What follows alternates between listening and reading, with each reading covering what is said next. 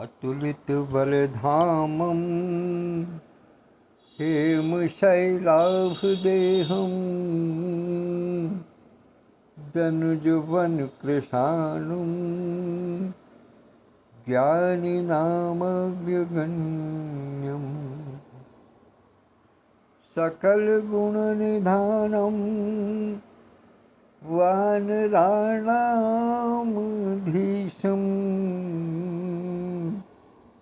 रघुपति प्रिय भक्तं वातजातं नमामि। रघुपति प्रिय भक्तं वातजातं नमामि। मनोजवं मारुततुल्यवेगम् जितेन्द्रियं बुद्धिमतां वरिष्ठं वातात्मजं वानरयूथमुख्यं श्रीरामदूतं शरणं प्रपद्ये। श्रीरामदूतं शरणं प्रपद्ये। राम रामेति रामेति रमे रामे मनोरमे सहस्रनाम तत्तुल्यं श्रीराम राम वरानने। प्रभु श्री राम के परम भक्त दास सेवक श्री हनुमान जी महाराज को सादर नमन वंदन अभिनंदन करता हूँ। प्रभु श्री राम का स्मरण करता हूँ और इनको स्मरण करने के बाद नमन वंदन करने के उपरांत हृदयांगन के प्रमुख संरक्षक परमादरणीय आचार्य श्री श्री कृष्ण द्विवेदी जी के चरणों में चरण स्पर्श करते हुए उनसे आशीर्वाद रूपी अनुमति प्राप्त करता हूँ और अभिवादन के श्रृंखला में स्मरण करता हूँ संस्था के संस्थापक और राष्ट्रीय महासचिव आदरणीय श्री विधुभूषण त्रिवेदी विधु जी को, जो सौभाग्य से उपस्थित हैं, अपने परम मित्र श्री राजेश जी अल्लड़ अवसरदार जी के साथ और अपने अन्य परिजनों के साथ संस्था के राष्ट्रीय अध्यक्ष आदरणीय विद्युत प्रभा चतुर्वेदी मंजू दीदी को अभिवादन करता हूँ। हृदयांगन बीच का नामक पत्थर को मूर्त रूप प्रदान करने वाले आदरणीय श्री हरिवाणी जी को सादर प्रणाम निवेदित करता हूँ। संरक्षक मंडल के सभी सदस्यों को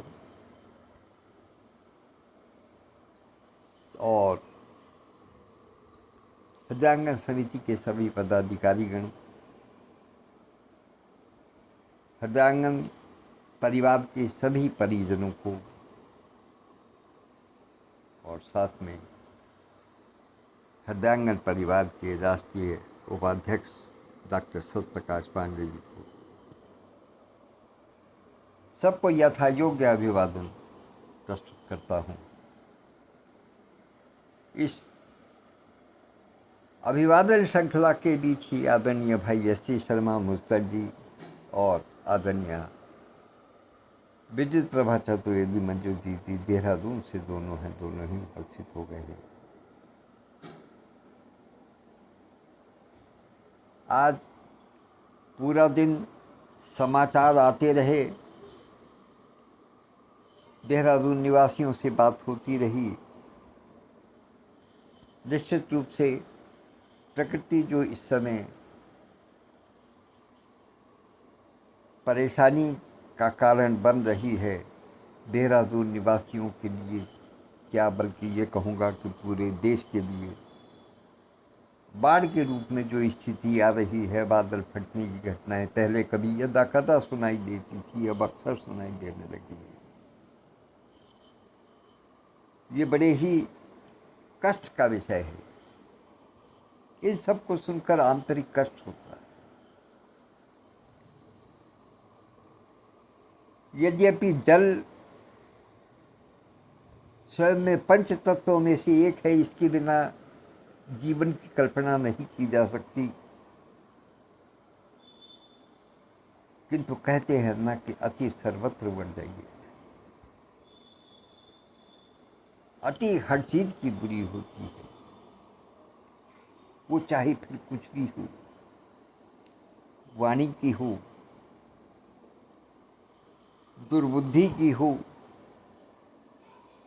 सद्बुद्धि की हो, सद्गति की हो, सन्मार्ग की हो, सज्जनता की हो, सत्यता की हो, अति हर चीज की बुरी होती है। इसलिए ईश्वर से प्रार्थना है कि जहां जहां भी हमारे साथी या हमारे परिजन या कोई भी ना हो, मित्र अमित्र, जाने अनजाने, परिचित अपरिचित, जो भी हैं, जो भी इन विषम परिस्थितियों में फंसे हुए हैं, पटल की ओर से, अपने परिवार की ओर से, अपनी ओर से ईश्वर से प्रार्थना करते हैं कि सबको सुरक्षित रखे, सबको सुरक्षित स्थान पर पहुंचाए, किसी को ऐसी विषम स्थिति में न डाले। आज मैं देख रहा था, देहरादून का सहस्त्रधारा का मंदिर दिखाया जा रहा था। वहाँ के कुछ लोगों से बातचीत की जा रही थी, पूछा जा रहा था जिनके घर गिर गए, जिनके घर की छतें खड़ी हैं लेकिन बाकी सारा सामान उनका मलबे में दब गया है, जो ऊपर से बहकर के मलबा आया है उसमें दब गया है। मैंने एक चित्र देखा, उसमें मुझे और भी विचित्र स्थिति लगी। उसमें जो रिपोर्टर रिपोर्टिंग कर रहा था, वो लगता ऐसा था जैसे कि जमीन पर खड़े होकर के रिपोर्टिंग कर रहा है, लेकिन जब उसने कैमरा घुमा करके दिखाया तो पता चला कि वो जेसीबी की छत पर खड़े होकर के कर रहा था। अर्थात इतना मलबा आ गया ऊपर से, पर्वत की ऊंचाई से बह करके जल के साथ में, कि पूरी एक जेसीबी की मशीन उसके अंदर जो है सो समा गई, और उसकी छत पर खड़े होकर के वो आदमी, वो रिपोर्टर जो है वो रिपोर्टिंग कर रहा है। यहाँ तक कि वहाँ के जो मुख्यमंत्री हैं वो भी जब स्थिति का जायजा लेने के लिए ग्राउंड जीरो पर पहुंचे तो वो भी, उनके भी जाने का साधन जेसीबी मशीन ही थी, वो भी किसी कार से या किसी और साधन से नहीं जा सकते। तो ईश्वर से प्रार्थना है कि सबकी रक्षा करें। सनातन धर्म का तो सिद्धांत ही है कि सर्वे भवन्तु सुखिनः, सर्वे सन्तु निरामयाः, सर्वे भद्राणि पश्यन्तु मा कश्चित्। इस संसार में जहाँ कहीं भी विपदा है, भारतवर्ष में जहाँ कहीं भी विपदा है, अपने प्रदेश में, देश में, गली में, मोहल्ले में, परिवार में, व्यक्तिगत, जहाँ भी कहीं किसी भी प्रकार की समस्या है, ईश्वर से प्रार्थना है कि सबके कष्टों को दूर करें। निश्चित रूप से मनुष्य ने, मानव जाति ने इतना अतिक्रमण किया है प्रकृति के साथ, प्रकृति का इतना दोहन किया है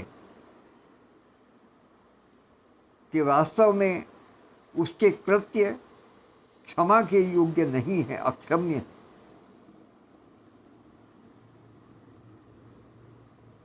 किंतु फिर अंत में गलती करने वाले हमेशा क्या कहा करते हैं, हमेशा एक ही बात कहते हैं कि क्षमा बड़न को चाहिए छोटन को उत्पात। तो इसलिए क्षमा की भावना, क्षमा की मांग बड़ों से हमेशा ही छोटे करते चले आ रहे हैं। यदि हम भी कर रहे हैं तो क्या बुरा कर रहे हैं। और बड़ों का काम हमेशा क्षमा करने का है। ईश्वर का काम, सूर्य देव के काम क्या है कि प्रत्येक रात्रि के बाद में प्रभात की किरणें देना, उजाला फैलाना अंधेरे की बाद में, वो उन्हीं का काम है। तो मैं समझता हूँ वो सब जानते हैं कि क्या करना है। आज आदरणीय विद्युत प्रभा दीदी से बात हो रही थी तो उन्होंने बहुत सुंदर बात कही कि जिस समय गंगा जी का अवतरण हुआ धरती पर, तो उनके वेग को संभालने के लिए शिव जी से प्रार्थना की गई कि आप अपनी जटाओं में इनको संभाल लीजिएगा, क्योंकि पूर्ण रूपेण गंगा यदि धरती पर गई तो धरती पर जल प्रलय आ जाएगी। तो शिव जी ने अपनी जटाओं में गंगा को समाया और समाने के बाद में अपने जटाओं की एक लट को खोल दिया, जिससे बूंद बूंद करके गंगा जो है वो धरती पर गिरी, और वो गंगा का रूप आज हम देखते हैं। तो उन्होंने कहा आज लगता है कि उनकी सारी जटाएं जो हैं वो उनकी बंधन से मुक्त हो गई, गांठ से मुक्त हो गई, इसलिए इतना जल आ रहा है कि जल प्लावन हो रहा है, बाढ़ आ रही है, कहीं कोई सीमा नहीं। तो यदि ऐसा कुछ है तो भोलेनाथ से प्रार्थना है कि कृपा करें, दया करें, बचा कर रखें सब। आइए भरत चरित्र में चलें। उससे पहले दो बातें, दो क्या बात तो एक ही है, विषय भी एक ही है कि आज हृदयांगन के संस्थापक आदरणीय श्री विधुभूषण त्रिवेदी जी के दूसरे बड़े भाई आदरणीय श्री चंद्रभूषण त्रिवेदी जी का श्राद्ध तिथि है। आज के हिसाब से 10वीं तिथि को उनका श्राद्ध होता है। और दूसरी ओर डॉक्टर सत्या होप टॉक में डॉक्टर सत्य प्रकाश पांडे जी के बाबूजी श्री उदय नारायण पांडे जी का भी पुण्यतिथि आज ही है। आज ही उनका श्राद्ध कर्म हुआ है। इसे दोनों परिवार आज अपने पिताओं की स्मृति में हैं। मैं दोनों दिवंगत आत्माओं के श्रद्धा सुमन सशक्त नमन प्रस्तुत करता हूँ। आइए अब चलते हैं भरत चरित्र की ओर। कल जहाँ विराम पाए थे वहीं से बढ़ते हैं आगे। तो लख नहीं भेंट प्रणाम करि, सिर धरि सिय पद धूर, चले सप्रेम आशीष सुनी, सकल सुमंगल मूर। कि फिर लक्ष्मण जी को क्रमशः भेंट कर तथा प्रणाम करके और सीता जी के चरणों की धूल को सिर पर धारण करके और समस्त मंगलों के मूल आशीर्वाद स्वरूप को सुनकर भरत जी प्रेम सहित अयोध्या की ओर वापस चले। तो सानुज राम न पही सिर नाई,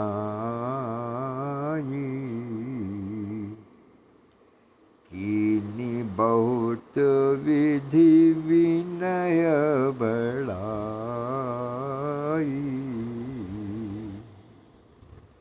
देव दया बस बड़ दुख पायऊ, सहित समाज कान नहीं आयऊ।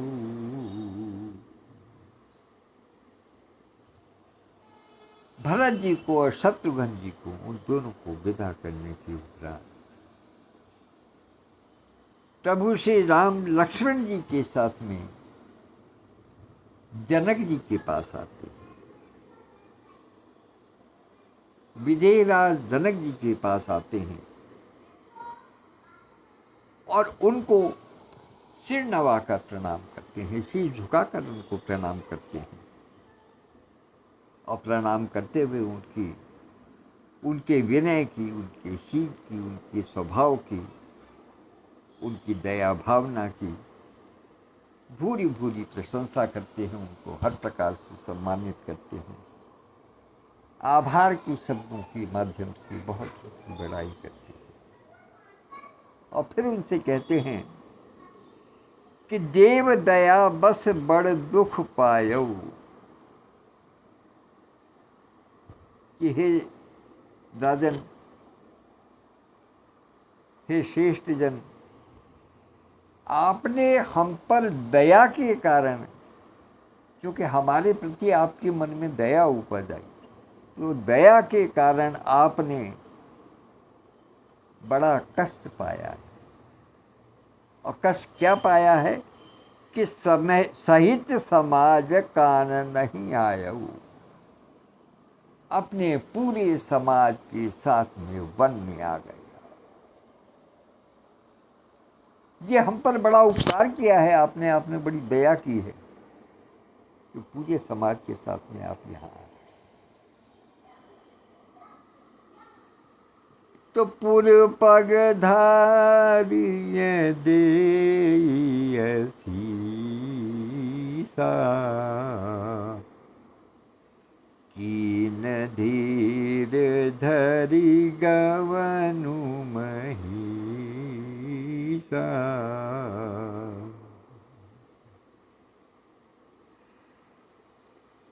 सुन मुनि महिदेव साधु सन्माने,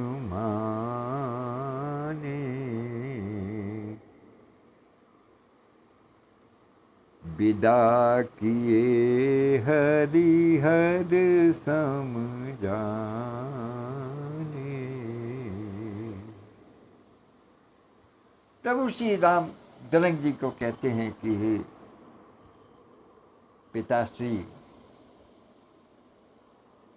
हे महाराज, आप हमें आशीर्वाद प्रदान करके, आशीर्वाद रूपी सीख प्रदान करके आप अपने पुर को अर्थात अपने धाम को पधारिए, धैर्य धारण करके प्रदान किए, धैर्य धारण करके अब आप अपने स्थान को प्रस्थान कीजिएगा। यही इसका कुछ जो साधारण अर्थ है वो ये निकालते हैं कि प्रभु श्री राम को और लक्ष्मण जी को आशीर्वाद देने के बाद में जनक जी ने अपने मन में धैर्य धारण करके अपने स्थान की ओर प्रस्थान किया। और फिर उसके बाद में प्रभु श्री रामचंद्र जी ने मुनियों को, ब्राह्मणों को, मुनि महिदेव, ब्राह्मणों के लिए कई सारे पर्यायवाची इस रामचरितमानस में प्रयुक्त हुए हैं। कहीं इनको महिसुर कहा गया है, कहीं भूमिसुर कहा गया है, कहीं अब इनको महिदेव कहा गया है। अर्थात धरती पर जो साक्षात देवता हैं उनके रूप में उन्होंने ब्राह्मणों को सम्मानित किया है। तो मुनि, महिदेव, साधु, ये जितने भी थे उन सबको प्रभु श्री राम ने सम्मान के साथ में विदा किया।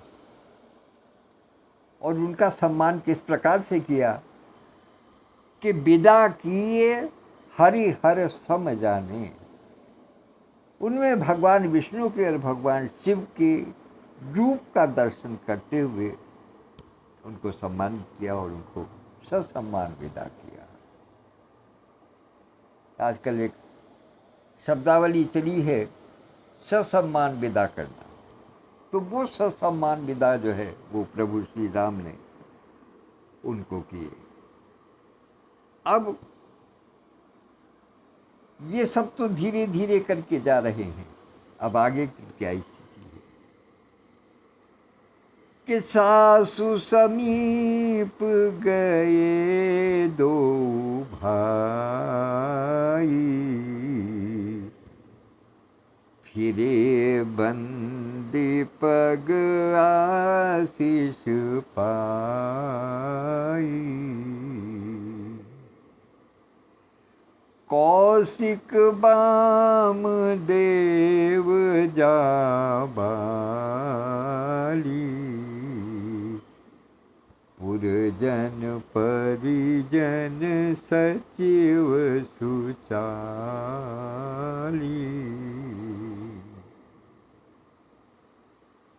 जनक जी को विदा करने के बाद में दोनों भाई श्री राम और लक्ष्मण जी, हालांकि यहाँ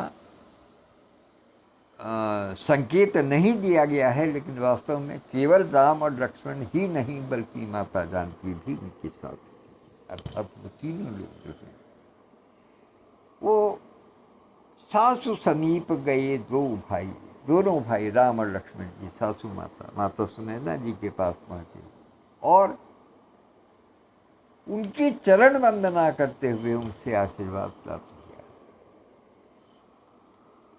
और कौशिक बाम देव जाबाली, पुरजन परिजन सचिव सुचाली, और फिर उन्होंने जो अपने पक्ष के जो ब्राह्मण थे, कौशिक थे, मुनि जो थे, कौशिक मुनि थे, वामदेव जी थे, जाबाली जी थे, वो पुरजन अर्थात समस्त अयोध्यावासी, परिजन जितनी और दरबार के लोग थे, दरबारी लोग थे, परिजन थे, सचिव सुचाली जो उनके सेवक थे, जो उनके सचिव थे वो, और सुचाली, सुचाली का अर्थ क्या है?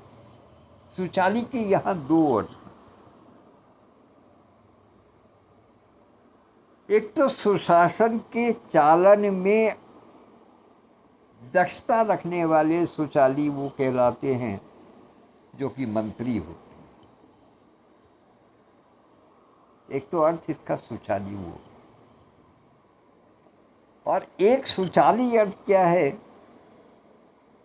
कि जब ये सब लोग आए हैं तो कोई पालकी पर आए हैं, कोई रथ के घोड़े पर, कोई रथ पर बैठ कर के आए हैं, घोड़ों के रथ पर आए हैं, कोई हाथी के रथ पर आए हैं, अनेक प्रकार के रथों पर, वाहनों पर आए हैं, तो उनको संचालन करने वाले, उनका सुंदर संचालन करने वाले जो हैं वो भी सुचाली कहलाते हैं। तो प्रभु श्री राम के लिए कोई भी छोटा नहीं है, कोई भी बड़ा नहीं है, वो सबको समान रूप से सम्मान करते हैं।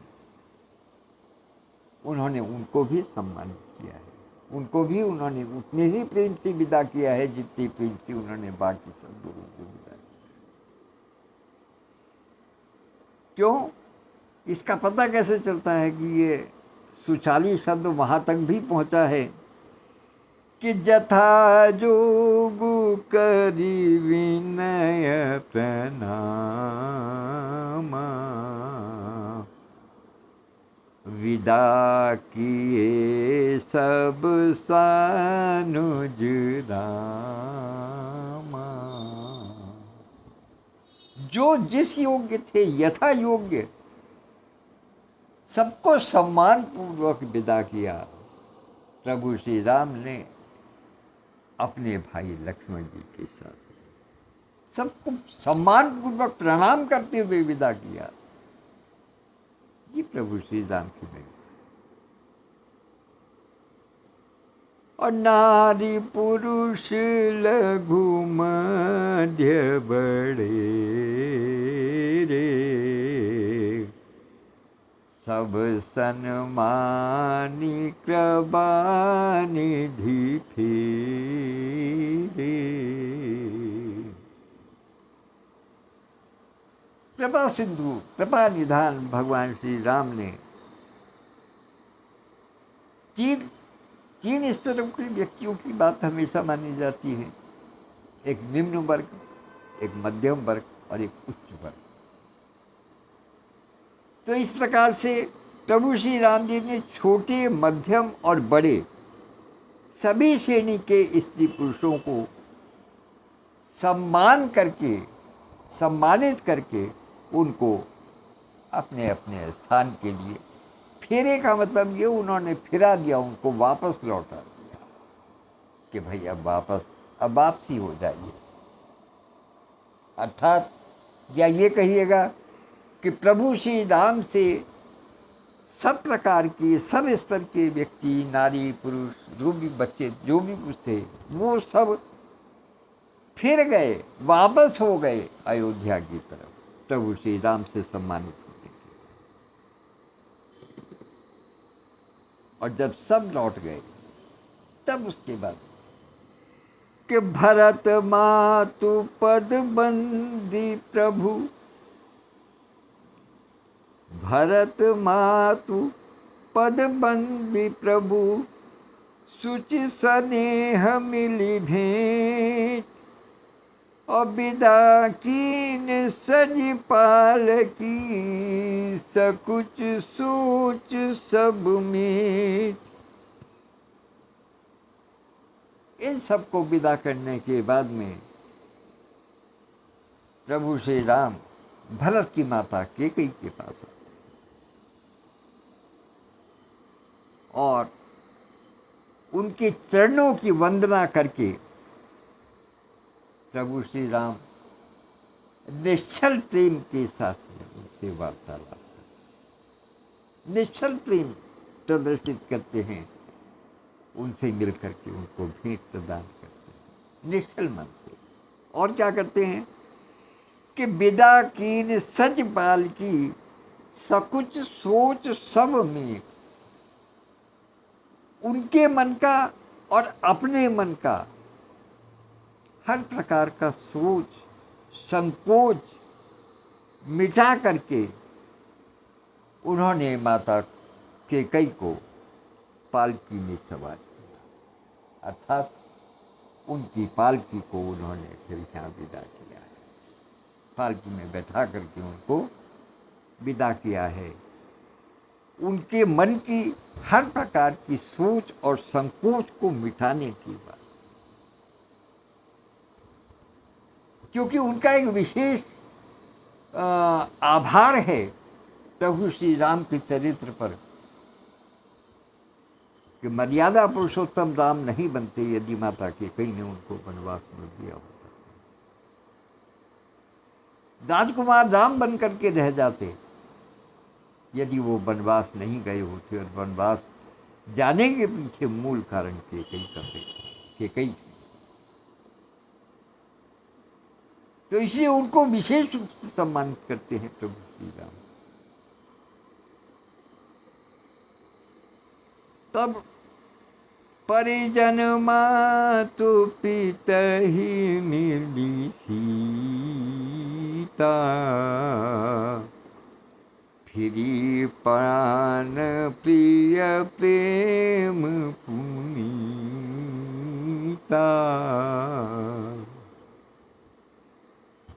अपने माता पिता और परिजनों से सबसे मिलने के बाद में सीता जी, कौन सी सीता जी?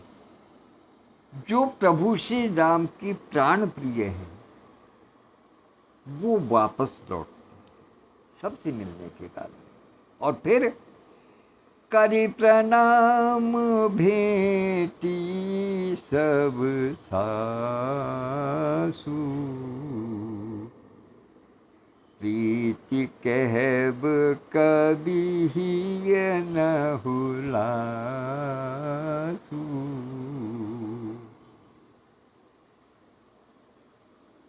सीता माता अपने माता पिता से, अपने परिजनों से भेंट करने के बाद में अपनी सासू माँ की चरण वंदना करती हैं, उनसे आकर के मिलती हैं। और उनकी सासू माताएं सीता जी को अपने हृदय से लगा लेती हैं। उनका प्रेम, उनका स्नेह और उनके आशीर्वचन को सुन करके जो कवि है, जो कहने वाला है, जो दर्शक है, जो उसका वर्णन करना चाहता है, उसके मन में किसी प्रकार का कोई हर्ष नहीं है। अर्थात उस विदा की घड़ी को देख करके हर व्यक्ति की आंखें जो है वो नीली हो गई है। माताओं के आशीर्वाद को सुन करके, सासू माताओं के आशीर्वाद को सुन करके, उन्होंने किस किस प्रकार से उसको आशीष दिए हैं माता सीता को, और फिर उनको किस किस प्रकार से ढाढ़स बनाया है सीता माता को, सारी सासू माताओं ने उनके प्रेम को, उनके स्नेह को, उनके आशीष को देख करके कवि स्वयं इतना भावुक हो गया है कि उसकी सारी भावनाएं जो हैं वो प्रेमाश्रुओं में बह गई।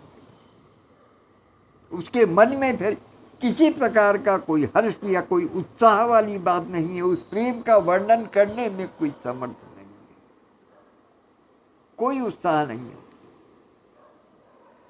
तो सुनी सिख अभिमत आशीष पाई, रही सीय दुहु प्रीत समाई।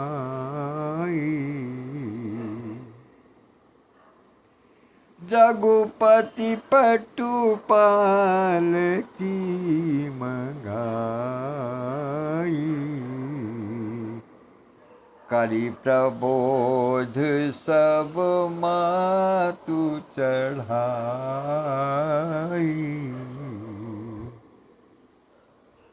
तो उनकी शिक्षा को सुन करके, उनके आशीर्वाद को प्राप्त करके सीता जी सब सासुओं और माता पिता दोनों ओर की प्रीति में समाई रही। अर्थात उनके मन में दोनों ओर का प्रेम, स्नेह और दोनों का होने वाला निछोह, हर्ष भी है उनके आने का, मिलने का, लेकिन अब जाने का दुख भी है। कहते हैं सुख और दुख दोनों साथ साथ चलते। तो जब वो साथ साथ चलते हैं तो वही सारी स्मृतियां माता सीता अपने हृदय में समा करके रखती है। तो जब ये सब होता है तब श्री रघुनाथ जी ने सुंदर पालकियां मंगाई और सब माताओं को आश्वासन दे करके, क्या आश्वासन दे करके कि केवल अवधि भर की बात है, मैं वापस आऊंगा,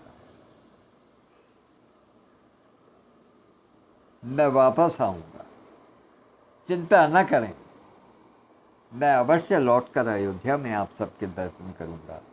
इस आश्वासन को देकर के सारी माताओं को उन्होंने सुंदर पालकियों में बैठाया, उसको चढ़ाया। तो बार बार हिली मिली दुहु भाई,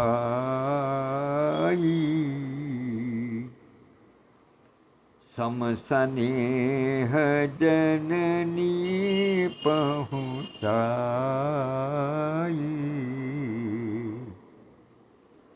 साजी बाजी गज बाहन नाना, भरत भूप दल कीन पयाना।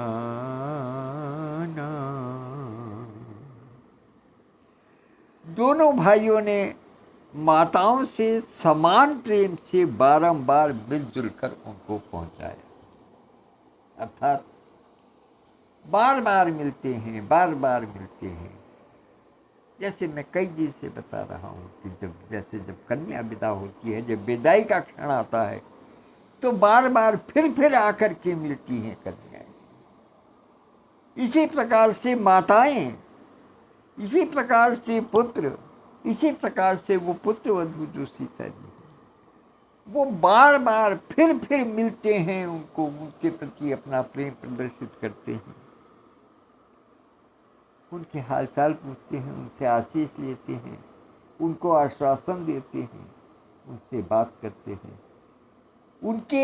उनसे वार्तालाप करके एक दूसरे का कष्ट कम करने का प्रयास करती हैं।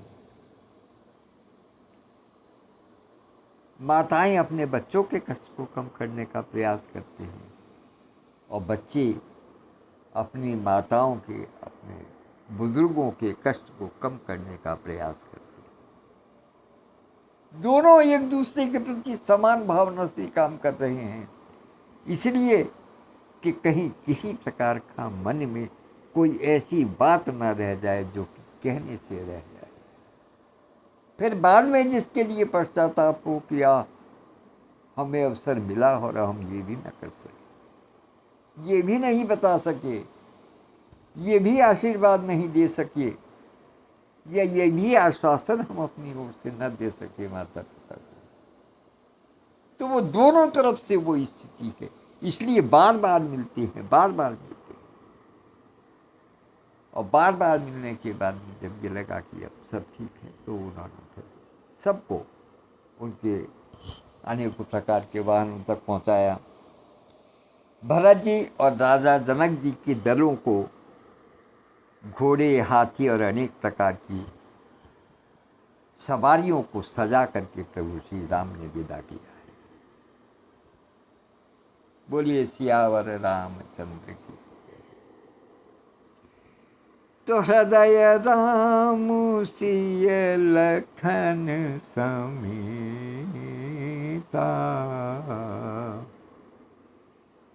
चले जाहि सब लोग अचेता।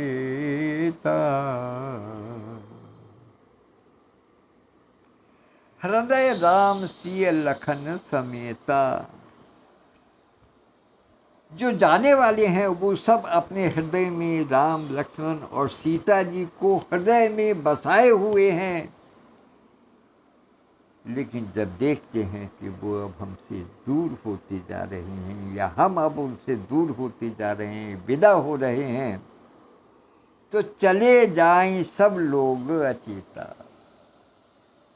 वो बढ़ आगे को रहे हैं, लेकिन जैसे जैसे वो आगे बढ़ रहे हैं, वैसे वैसे प्रभु श्री राम, लखन और सीता जी से उनकी दूरी बढ़ रही है, और इस विरह के कारण, इस दुख के कारण, इस हार्दिक कष्ट के कारण वो लोग अचेत हुए जा रहे हैं, मूर्छित अवस्था को प्राप्त होते चले जा रहे हैं। क्योंकि आपने एक बात देखी होगी विशेष रूप से, कि मदारी का खेल देखा होगा, जो जादूगर होता है उसको देखा होगा। वो जब दृष्टि को बांध देता है, तो उसकी दृष्टि का बंधन जब तक ही रहता है जब तक कि व्यक्ति अपनी कुर्सी पर या अपने स्थान पर जहाँ खड़ा है, जहाँ बैठा है, वहीं बैठा है। वहाँ से जब हट जाता है तो फिर वो प्रभाव उतना कारगर नहीं होता। तो इसी तरीके से देवताओं ने जो उच्चाटन डाला था वो उसी समय तक कारगर हो रहा था जब तक कि सब अपनी अपनी जगह पर थे, लेकिन जैसे ही अपना स्थान छोड़ा, जैसे ही अपने पैरों के नीचे की मिट्टी उन्होंने छोड़ी, तुरंत वो वास्तविकता में आ गए और प्रभु श्री राम, सीता और लक्ष्मण जी के विरह में अचेत होने लगे, बेसुध होने लगे। तो बसह बाजी गज पशु ही हारे, चले जाए पर बस मन मारे। तो बैल, घोड़े, हाथी आदि पशु हृदय, भाई ये तो पशु ही हैं, जीव तो है लेकिन है तो पशु ही, इनकी गिनती चौपाओं में ही है। बैल हैं, हाथी हैं, घोड़े हैं, यही सब रथों में जुटे हुए थे। तो इनकी भी इच्छा नहीं हो रही यहां से जाने की। पशु ही हारे अपने हृदय में स्वयं को हारा हुआ अनुभव करते हुए, स्वयं को ठगा हुआ सा अनुभव करते हैं कि चले जाहे पर बस मन मारे। वो चल रहे हैं, जा रहे हैं, क्योंकि उनका कर्तव्य है, वो अपने कर्तव्य का निर्वहन कर रहे हैं, लेकिन उनके मन परबस हैं, इसलिए जा रहे हैं क्योंकि उनको आज्ञा मिली है कि तुम्हें जाना है, लेकिन उनका हृदय जाने को नहीं। उनके हृदय में किसी प्रकार की कोई इच्छा नहीं है जाने की, वो नहीं जाना चाहते। क्यों जाएं? वो नहीं जाना चाहते। प्रभु श्री राम का, सीता का और लक्ष्मण जी का दर्शन जिनको साक्षात हो, जिनको उनका सानिध्य मिल गया हो एक बार, वो फिर उनको छोड़ करके क्यों जाना चाहेंगे? वो तो फिर कोई व्यवस्था ही हो सकती है। इसीलिए कहा है कि चले जाएं पर बस बन मारे।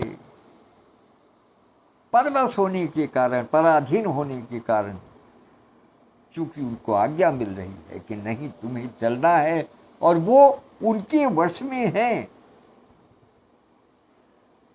उनकी नाक में नकेल कसी हुई है, परबस हैं, इसलिए वो अपने मन को मार करके भी उनको जाना पड़ रहा है। ये स्थिति पशुओं की है, तो अब समझिएगा कि मनुष्यों की क्या स्थिति है। तो गुरु तीय पद बंदे प्रभु, सीता लखन समेत, फिरे हर्ष विस्मय सहित, आए परम निकेत।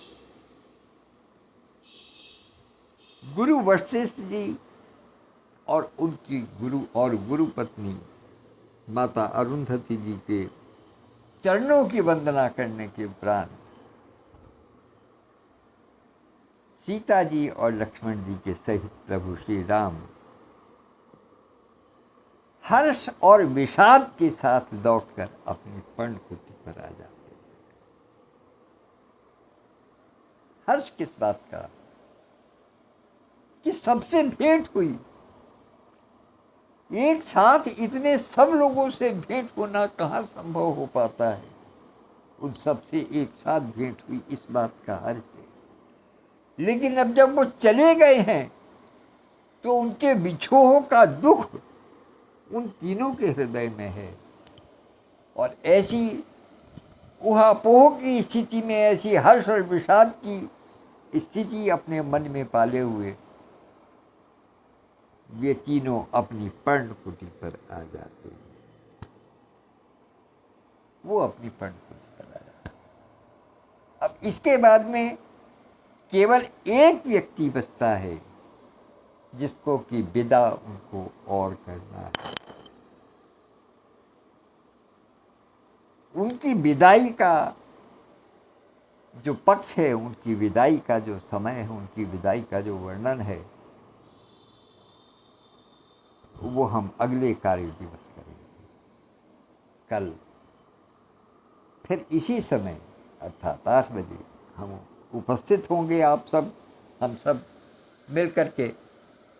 और वो जो एक व्यक्ति बचा है, वैसे प्रभु श्री राम ने लगभग सबको इनमें समाहित कर लिया है, लेकिन एक व्यक्ति ऐसा बचा है जिसके लिए कि अभी आपको और हमको ज्ञान नहीं है, क्योंकि प्रभु श्री राम किसी को छोड़ नहीं सकते, किसी के प्रति निष्ठुर नहीं हो सकते, सबको सम्मान देने वाले हैं, सबको समान रूप से सम्मान देने वाले हैं।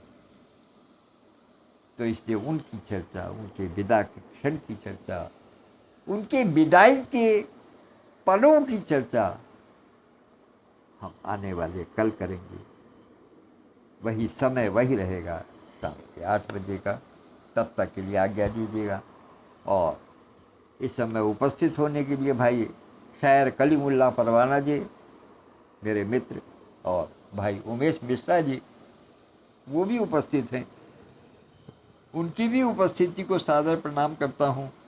इसके अतिरिक्त नेपथ्य में जो भी मेरे साथी जुड़े हैं, जिनको मैं देख नहीं पा रहा हूँ, या एक एक मोबाइल से, एक एक एपरेटस से जितने जितने लोग देख रहे हैं, सुन रहे हैं, या जो देख नहीं पा रहे हैं केवल सुन पा रहे हैं, उन सबको सादर प्रणाम निवेदित करता हूँ, आभार व्यक्त करता हूँ अपना समय देने के लिए, मुझ अकिंचन की बात सुन करके अपना समय लगाने के लिए।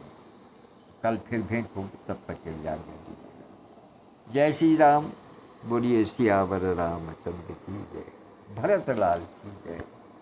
और सर्वे भवन्तु सुखिनः, सर्वे सन्तु निरामया, सर्वे भद्राणि पश्यन्ति मा कश्चित् दुःखं। ये प्रार्थना इसलिए कि जो बाढ़ की आपदा आ रही है, उनसे प्रभु सबकी रक्षा करे, सबकी रक्षा, सबकी रक्षा।